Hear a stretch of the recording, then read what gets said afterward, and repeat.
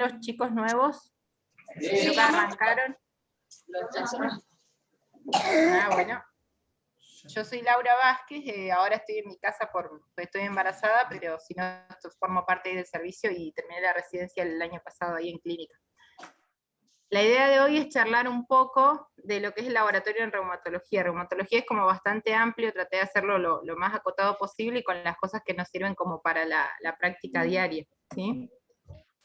En cuanto al laboratorio, vamos a hablar un poco por ahí de los anticuerpos, que a veces cuando tenemos que pedir, solicitar algo, cuando nos dicen perfil autoinmune, uno no sabe qué pedir y como que lanzamos todo lo que se nos viene a la cabeza, y la idea no es esa, porque como vamos a ver en reumatología, muchas veces los laboratorios es común encontrar en población sana laboratorios que serían por ahí más de reumatología, y sin embargo lo que son las patologías reumatológicas no son patologías frecuentes.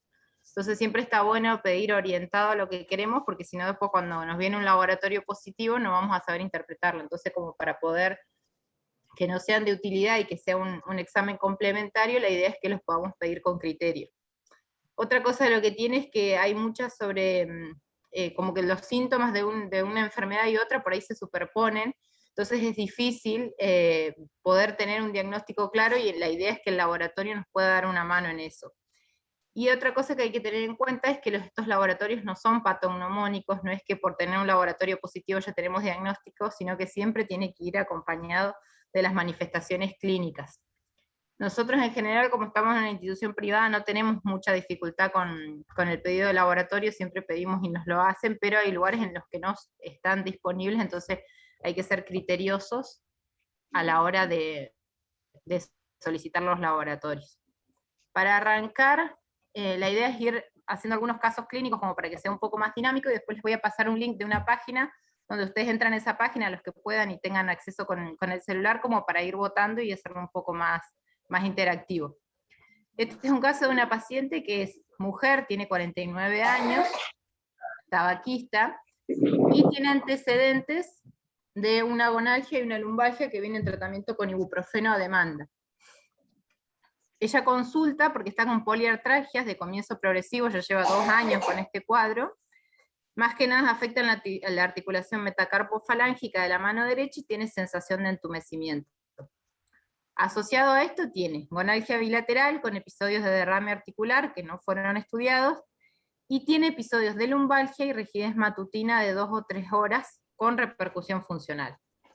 Tenemos acá como para rescatar de este caso varias cosas. Tiene poliartralgia, vemos que tiene compromiso de pequeñas y grandes articulaciones, ya llevan 2 años de evolución, o sea que estamos hablando de artritis crónica, y con episodios de rigidez matutina de 2 o 3 horas, o sea que es significativo porque es mayor a 30 minutos de duración.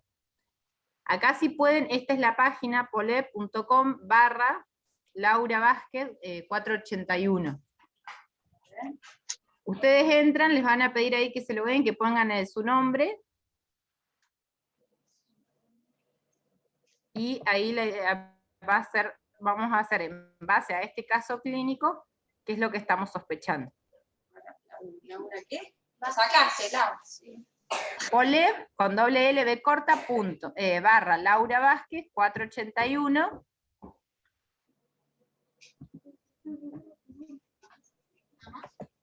Y se loguean, ponen el nombre. ¿Pudieron acceder?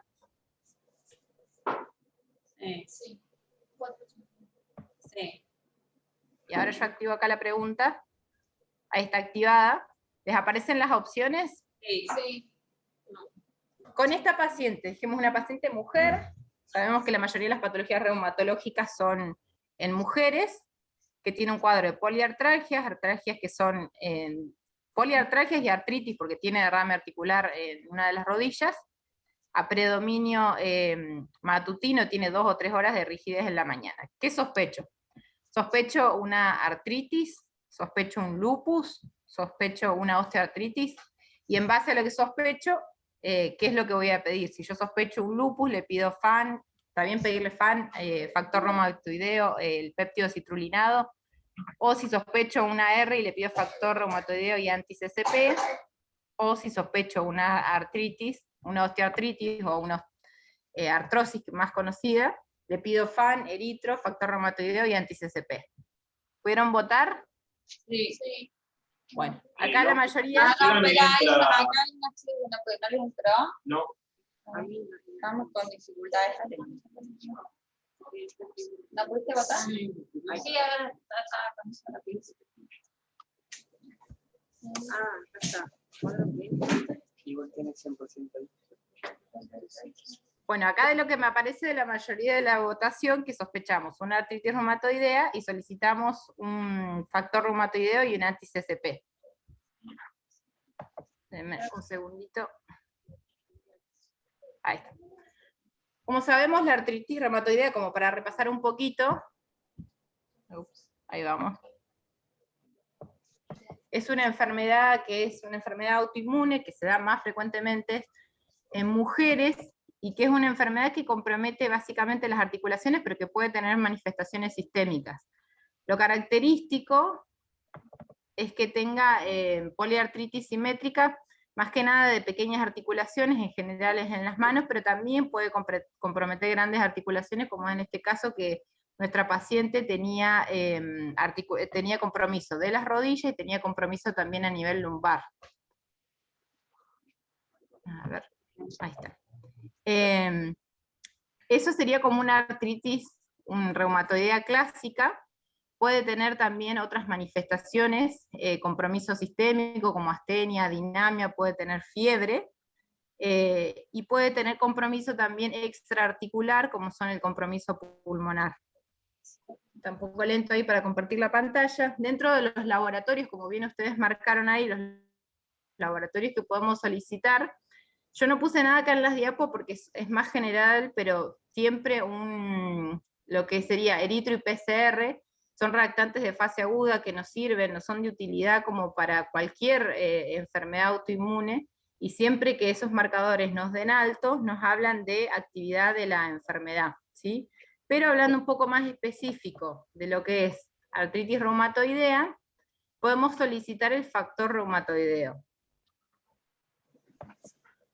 Que, no sé si están viendo la pantalla completa o están viendo... Ahora la tenés como, no la tenés completa para compartir, tenés que poner como para presentación el PowerPoint, porque te vemos también todo lo otro. Ahí va. Está medio lento, pero... también al mismo tiempo ponerla acá en el proyector. Pero...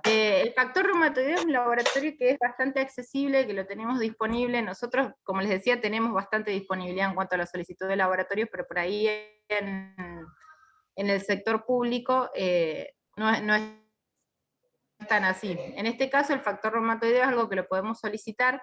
Es una inmunoglobulina, generalmente es de tipo IgM, que está dirigido contra la fracción constante de la IgG, y nos ayuda como para el diagnóstico de artritis reumatoidea, porque lo que tiene es que es bastante sensible, pero lo que en los pacientes en una etapa precoz de la enfermedad es baja la sensibilidad, solamente en un 50%, y en un 70% de los casos cuando ya tienen una enfermedad establecida. La idea con estos laboratorios es que nos ayuden a hacer un diagnóstico precoz para no tener que llegar cuando ya hay deformidad, cuando ya digamos es bastante poco reversible. La idea es prevenir que avance la enfermedad. Y lo que tiene que es poco específico porque puede dar positivo en neoplasias, en infecciones, en todo lo que sean crioglobulinemias y demás. Entonces es un laboratorio que no es muy específico, pero nos sirve de ayuda y es bastante accesible. Y el otro que ustedes también ahí pusieron en las opciones es el anticuerpo antipéptido citrulinado, que lo que tiene que es más sensible y es más específico. La especificidad va entre el 80 y el 95%, y la sensibilidad es entre el 60 y el 70 en etapa temprana, que eso es algo bueno porque nos permite hacer un diagnóstico precoz de la enfermedad, y aumenta un 60 a un 80% una vez que la enfermedad ya está establecida, ¿sí? Lo bueno de estos es que si tenemos acceso a los dos laboratorios, y los dos son positivos, el valor predictivo positivo es cercano al 100%. Así que teniendo estos dos, más un cuadro clínico compatible, podríamos hacer el diagnóstico de una artritis reumatoidea. En este caso clínico 2, vamos a ver también una paciente de sexo femenino, de 27 años de edad, también tiene artritis, en este caso en rodillas, manos, pies y muñecas, también tiene rigidez matinal de 2 horas, pero además agrega fiebre, alopecia, eritema malar, fotosensibilidad y poliadenopatías.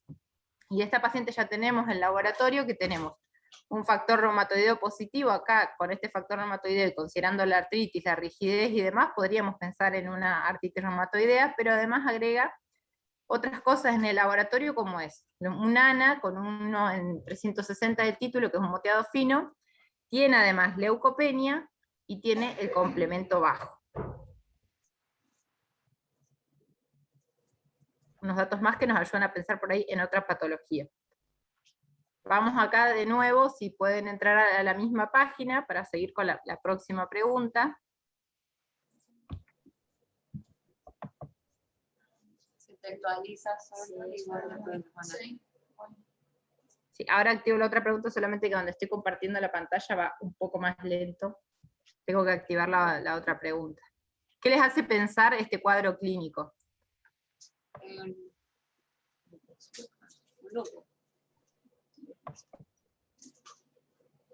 Le agregamos a las artralgias, estamos en una mujer joven, tiene rigidez, pero además tiene alopecia, tiene fotosensibilidad. El ANA y la leucopenia. Exactamente. Las opciones acá, Sjögren, un lupus eritematoso sistémico y esclerodermia. La gran mayoría, un 88% de los que estamos acá, pensamos en un lupus eritematoso sistémico, y es lo más probable, tenemos varios de los criterios acá, porque es una paciente joven. Además de las artralgias, agregamos la parte de la fotosensibilidad y el eritema malar, que es bastante característico, y en el laboratorio que teníamos dos cosas, teníamos el complemento y teníamos la leucopenia.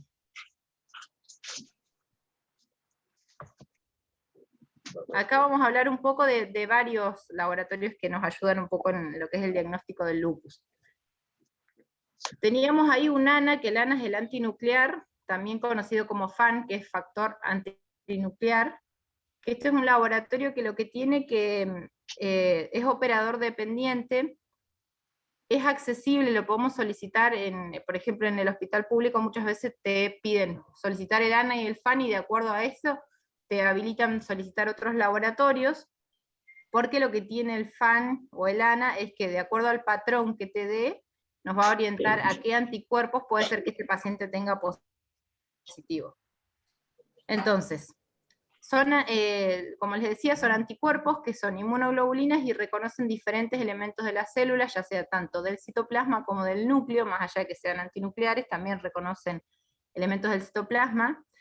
Pueden tener diferentes orígenes, por eso es importante el punto de corte, porque en la población sana pueden estar a un título bajo, pueden haber también relacionado a cuadros infecciosos, que lo que tienen los antinucleares cuando están asociados a procesos infecciosos, que una vez que resuelve el proceso, los títulos disminuyen, y obviamente que no vamos a tener manifestaciones características de patologías autoinmunes, y después tenemos los que están relacionados con procesos autoinmunes, que en ese caso van acompañados de un cuadro clínico compatible, y obviamente que nos van a orientar un poco de acuerdo al anticuerpo que tengamos. Vieron que siempre cuando nos llega al laboratorio nos aparece un ANA positivo y aparecen diferentes patrones. El patrón homogéneo es el que vemos como más frecuentemente, pero es bastante inespecífico, y acá lo que se ve es que se tiñe, esto es una célula, se tiñe el núcleo de una manera homogénea, ¿sí? Ven acá el citoplasma está teñido, pero mucho más tenue. Ahora vamos. Después podemos tener un patrón periférico. En el caso del patrón periférico, lo que se va a ver es, se ve la célula, miren que acá está la célula,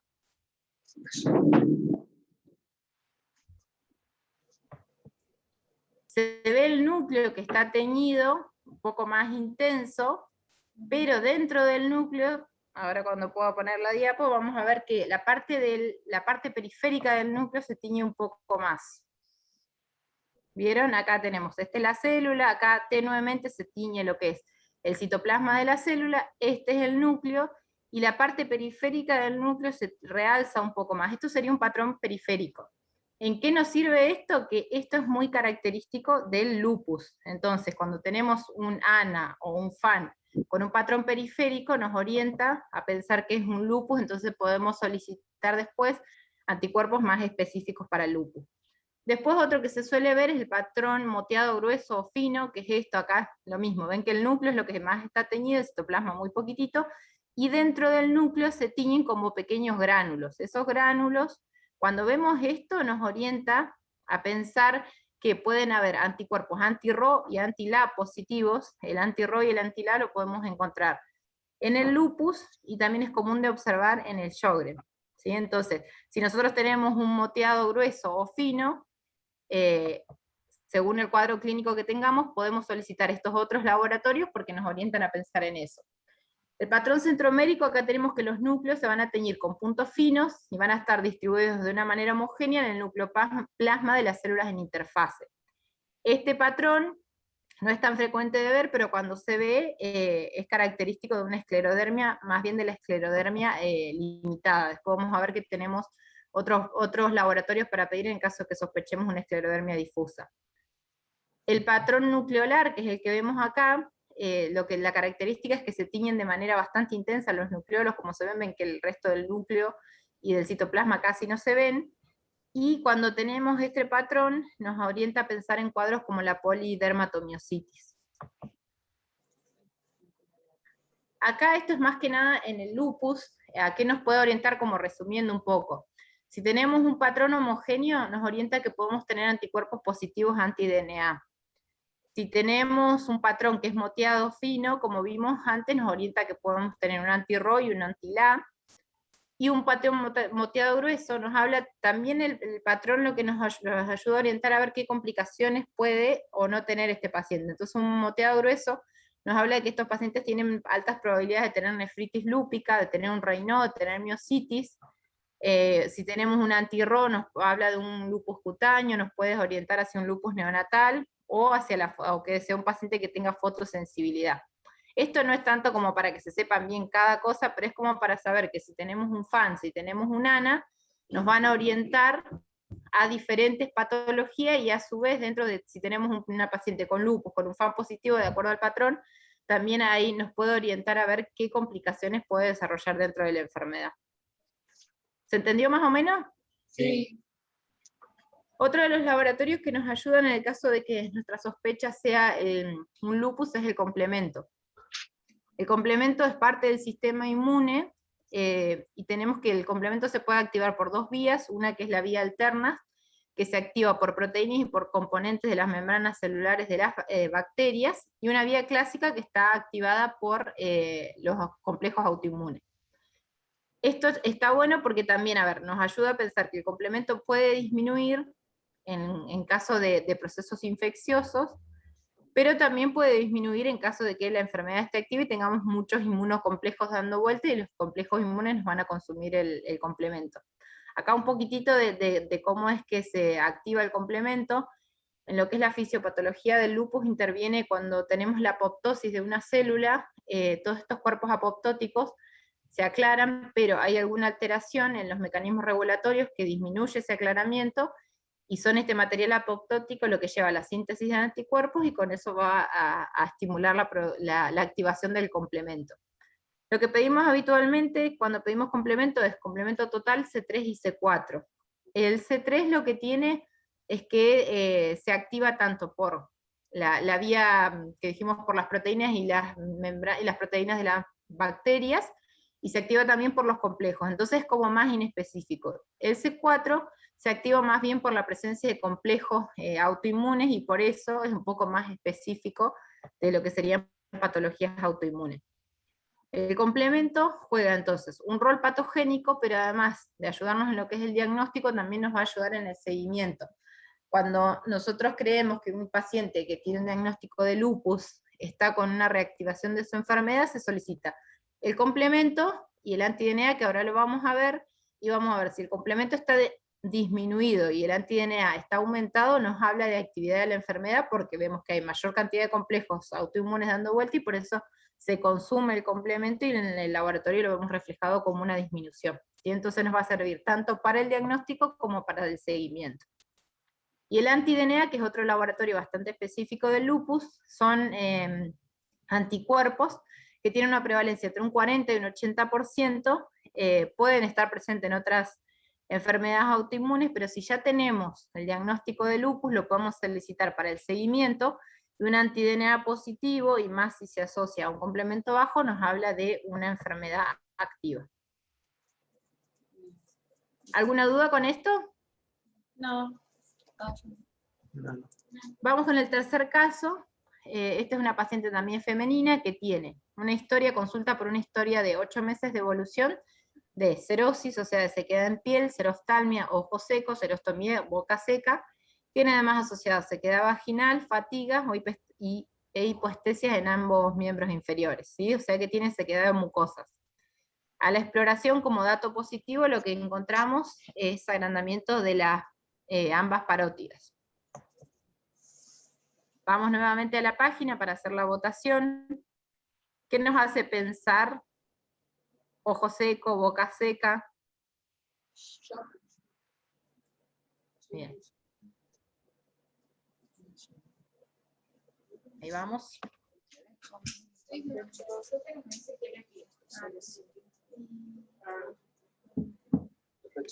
En este caso, entonces, sospechamos un síndrome de Sjögren, esa es la abreviación. Entonces, ¿qué le solicito? Le solicito factor reumatoideo, esclerosis 70 y FAN, factor reumatoideo anticardiolipinas, o, como dijeron muy bien acá la mayoría, FAN, anti-RO y anti-LA. Ya algo habíamos comentado ahí del valor del anti-RO y el anti-LA.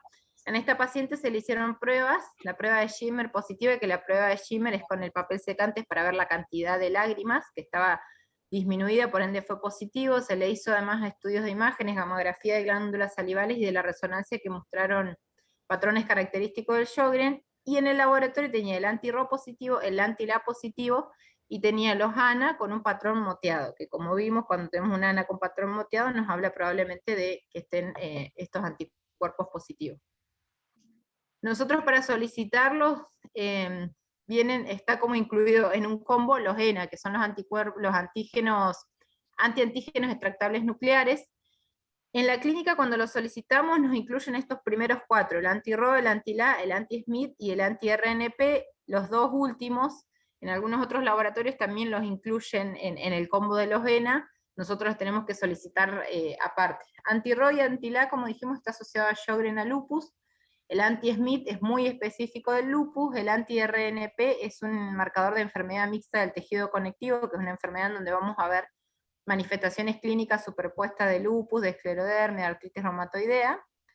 El anti-esclero 70, que se asocia fuertemente con esclerodermia difusa, y el anti-Jo1 o el anti-Jo1 es un anticuerpo que está asociado a dermatomiositis y a una variante de la dermatomiositis que es el síndrome de antisintetasas, que son pacientes que tienen, además de las manifestaciones de la dermatomiositis, tienen característicamente compromiso pulmonar.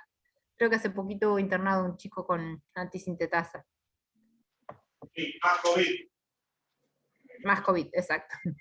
Entonces, bueno, saber ahí que si nosotros vamos a solicitarlos, en el caso en la clínica, nos van a procesar los primeros 4, el anti-RO, el SMIT y el RNP. Si queremos solicitar el esclero 70 y el Jo1, estos van por separado, ¿sí? Vamos con el cuarto caso clínico. En este caso es un hombre, es un varón de 28 años, que tiene antecedente de asma, que está con tratamiento inhalatorio, y tuvo un traumatismo hace 3 semanas. En el pie derecho tuvo una fractura de la falange proximal, del segundo dedo, y fue tratado con sindactilia y reposo relativo. Él intercurrió con un dolor en la parte posterior de la pierna derecha, aumentaba al caminar, en la exploración física tenía tumefacción, ligera cianosis, el diámetro estaba aumentado 1 centímetro mayor con respecto a la previa, tenía los pulsos que estaban presentes, y en el laboratorio tenía positivo un dímero D y un ecodoppler que tenía una trombosis venosa profunda distal, desde la vena poplitea. Obviamente con el diagnóstico de TBP se comenzó con enoxaparina, que posteriormente se rotó a senocumarol. Caso bastante frecuente que solemos ver es de un paciente joven, en este caso tiene un reposo relativo, que lo aclaran acá por el tema de la fractura, y acá vamos con la próxima pregunta, que está orientado a ver qué sospecharíamos, o cómo diríamos el seguimiento. Ya teníamos la TBP, se hizo el tratamiento con enoxaparina, y posteriormente se rotó a cenocumarol. Entre las opciones tenemos 6 meses de tratamiento y luego al alta, porque ya tenemos un claro desencadenante que es el reposo. Paralelo con el inicio de tratamiento realizo estudios para descartar hipercoagulabilidad, y luego de 6 meses de tratamiento suspendo medicación e inicio estudios para hipercoagulabilidad, ya que no hay un factor claro de riesgo, un factor de riesgo. Acá la mayoría va por la opción C, que sería la correcta. Igual podemos ver después que hay que la B, podemos hacer algunos estudios al inicio del tratamiento.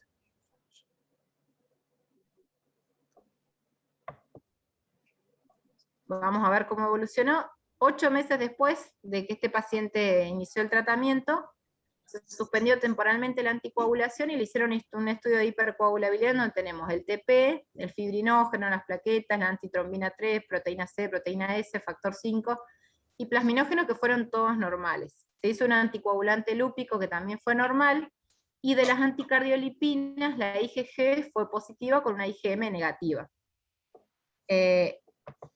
Este laboratorio, entonces, bueno, y las beta-2 glicoproteínas que fueron negativas. A los 3 meses se repite el laboratorio, las anticardiolipinas, las IgG siguen siendo positivas, ya estábamos fuera del cuadro agudo, el anticoagulante lúpico negativo, y también se le pidió ANA y complementos que estaban normales. Entonces se llegó al diagnóstico de un antifosfolipídico. Vamos a ver que el antifosfolipídico, el síndrome, es una enfermedad que tiene, para el diagnóstico necesitamos manifestaciones clínicas, como las trombosis. Lo vemos más habitualmente en mujeres, en este caso presenté un caso de un hombre como para que no sean todas mujeres, y lo que se ve mucho en las mujeres son abortos a repetición o muerte fetal intraútero, ¿sí? Y asociado a eso tenemos que tener, además de lo que sería la parte clínica, tenemos que tener la parte del laboratorio, que tenemos que tener algunos de estos anticuerpos positivos, pero no basta con una sola determinación, sino que esta determinación la tenemos que repetir a los 3 meses del cuadro, o sea que tenemos que tener 2 determinaciones positivas. Los 3 que se solicitan, las anticardiolipinas, las beta-2 glicoproteínas y el anticoagulante lúpico. Ahora vamos a ir viendo algunas cosas de cada uno. Como vieron, ahí también le pidieron el complemento y también se solicitó el anti-DNA, porque es muy común, el síndrome antifosfolipídico puede ser primario o puede estar asociado a otras patologías que principalmente se asocia con el lupus. Como eran negativos esos marcadores, es solamente un síndrome antifosfolipídico. Las anticardiolipinas son los que más comúnmente se detectan, pueden ser IgG o IgM. Es importante que cuando solicitemos el laboratorio aclaremos IgG e IgM. Las anticardiolipinas se unen con la beta-2 glicoproteína, como se ve acá en la imagen, y son los que desencadenan la cascada inflamatoria y por consiguiente promueven la coagulación. En este caso es en la imagen de lo que pasa en el trofoblasto, porque es lo más común en el caso de abortos recurrentes o de muerte fetal. Para positivos tenemos títulos, los moderados cuando son 40 unidades y altos cuando tenemos 80, y lo que decíamos que se requieren para considerarlo de relevancia, que tengamos 2 valores positivos separados por lo menos por 3 meses. Las beta-2 glicoproteínas, lo mismo, hay que pedir IgG e IgM, no hay un nivel de corte, entonces si tenemos positivo, ya es positivo, no es que hay un punto de corte con los títulos, y son otro de los laboratorios que tenemos que pedir cuando sospechamos un antifosfolipídico. Y el anticoagulante lúpico, lo que hace es medir de manera indirecta la presencia de anticuerpos contra los fosfolípidos de membrana. In vitro, el anticoagulante lúpico lo que hace es prolongar el tiempo de sangría. In vivo favorece la aparición de trombosis. Entonces, lo que hacemos es, cuando tenemos un suero que se prolonga el tiempo de sangría, lo que se hace es agregarle plasma normal. Si corrige, quiere decir que hay algún déficit de algún factor, y si no corrige, nos habla de la presencia del anticoagulante lúpico. Lo que tiene es que hay que hacerlo 48 horas como mínimo después de haber suspendido la heparina, o sea que en el paciente que ya está anticoagulado no lo podemos hacer, y no lo podemos hacer en pacientes que estén en tratamiento con inhibidores del factor 10 o 2A, que estén con rivaroxaban, apixaban. Por esto es que la gran mayoría de los pacientes que ya están anticoagulados no le podemos hacer el anticoagulante lúpico. Con la beta-2 glicoproteínas y con las cardiolipinas no habría problema, ¿sí?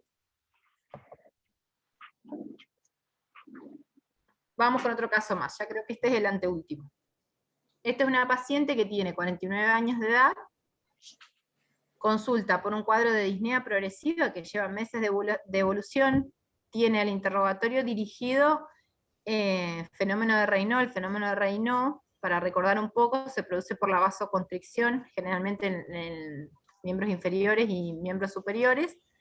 Tiene una fase donde se dice que es tricolor, digamos, la parte de cuando se pone blanca, que es por la vasoconstricción, después viene la cianosis, es el color azul, y después cuando viene la reperfusión, que es el color rojo. El Raynaud puede ser algo que esté aislado, que sea solamente un fenómeno de Raynaud, pero también puede estar asociado a múltiples patologías autoinmunes. Se lo ve asociado a la esclerodermia, se lo ve asociado al síndrome antifosfolipídico, al lupus, ¿sí? Entonces, hay varias patologías que nos pueden dar esta manifestación. Pero esta paciente además tenía el examen físico, engrosamiento e induración simétrica a nivel de lo que son las manos y los pies, las articulaciones metacarpofalángica y metatarsofalángica, y traía una tomografía que se le había realizado, en donde lo que se puede ver es vidrio emarilado, bilateral, que es a predominio de las bases, con algunas reticulaciones, ¿sí? Y de distribución más bien periférica.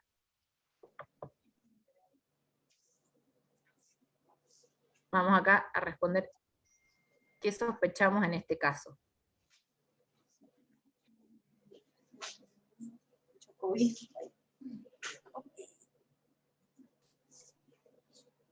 Sospechamos esclerosis sistémica o esclerodermia y solicitamos esclero70, FAN y capiloroscopía. Como vemos, la tomografía tiene hallazgos que con el tema de la pandemia es imposible no mencionar, pero son muy, muy similares los hallazgos. Encontramos también que puede tener vidrio emerilado y que pueden tener las reticulaciones, por eso una de las sospechas. O puedo sospechar esclerosis sistémica y solicitar FAN, anti-DNA y capiloroscopía.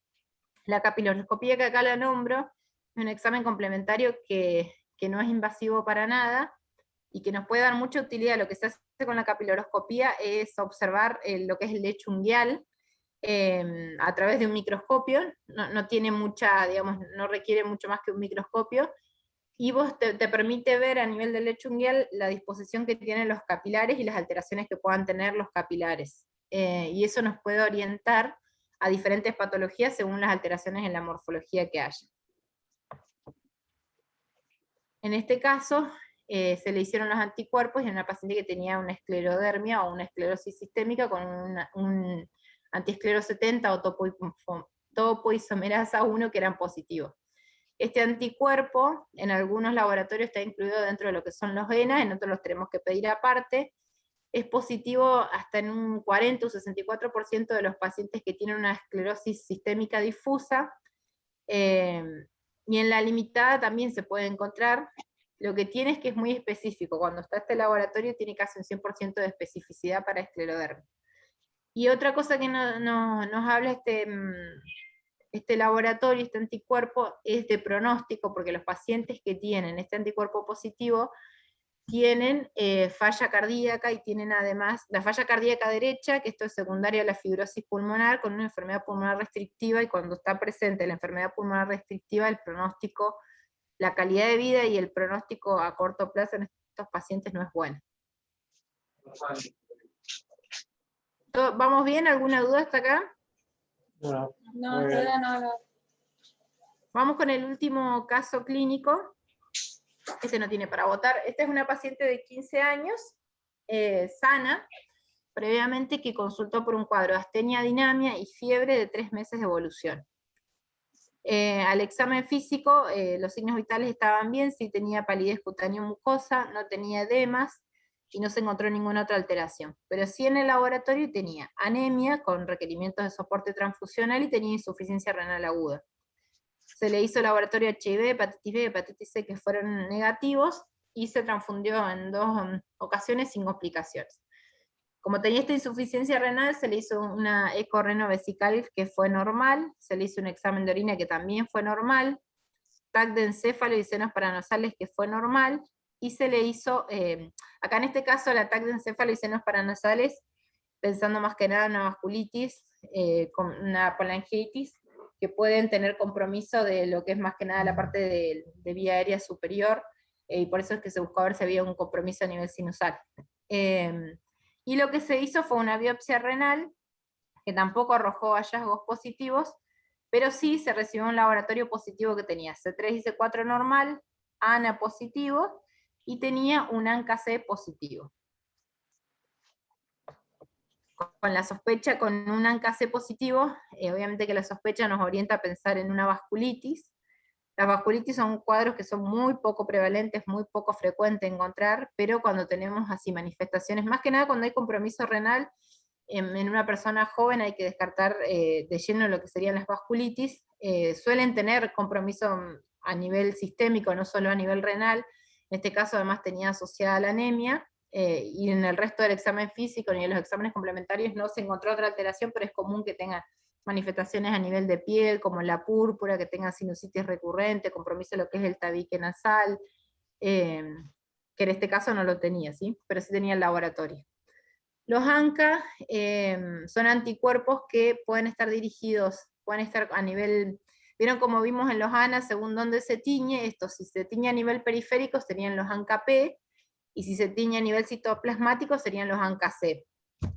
Los ANCA-P están dirigidos contra la mieloperoxidasa, que se encuentra más a nivel periférico, por eso es que realza cuando se ve en la imagen en el microscopio la parte periférica, y se conoce como anti-MPO, y después los otros que están dirigidos con la proteína quinasa 3, que son los PR3. Lo que tienen es que la especificidad es baja y aparecen en un montón de situaciones, entonces si tenemos un cuadro clínico compatible, por más que los anticuerpos, los ANCA-C y los ANCA-P sean negativos, de todas maneras no descarta el diagnóstico.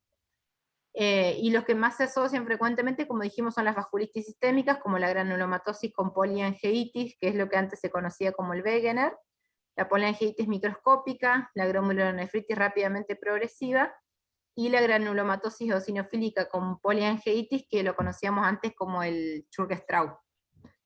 La sensibilidad tampoco es buena de los ANCA, es solamente cercana al 50%, así que en estos casos siempre es primordial el tema de las manifestaciones clínicas. Nos acompañan, nos pueden ayudar si son positivos, pero si son negativos no nos descarta la patología, y menos en un caso, algo tan infrecuente como son las vasculitis. Acá les dejé un cuadrito, como para resumir un poco, como para tener más o menos los ANA, el anti-DNA asociado al lupus, anti-RO, anti-Lajor, ni el lupus, anti-SMID, lo que más o menos fuimos charlando, que nos orienta a pensar la positividad de estos anticuerpos, siempre teniendo presente que se tiene que acompañar de manifestaciones clínicas compatibles, porque solamente con el laboratorio no se hace el diagnóstico.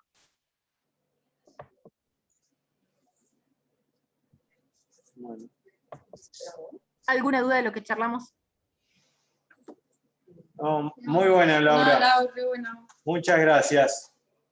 No, por Muy favor. bueno, Laura. Cualquier cosa. De nada. Cualquier cosa yo después le reenvío la clase a Marco.